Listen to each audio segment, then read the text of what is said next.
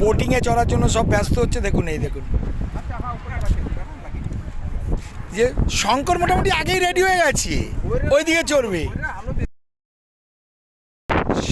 সামনে এই বোটটা যাবে, মানে পিছনে আমরা টানবো ওইটাকে, আর আমাদের পিছনে ঠিক এইটা থাকবে এই এরোপ্লেনের মতো। এইখানে তিনজন বসবে। এইটা দরকার হলে উল্টেও যেতে পারে রাজপথে টানার পথে। আবার বলেছে এইখানে শঙ্কর, পার্থ আর ইসে যাবে, বিশ্বজিৎ, এরা তিনজন যাবে।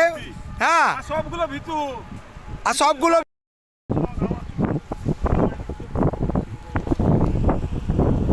হচ্ছে। এই দেখুন বোটটা রেডি হচ্ছে, এবার সবাই মোটামুটি যাত্রা করার জন্য ব্যস্ত। স্পিড বোটে উঠে গেছি মোটামুটি। এখন আমরা সবাই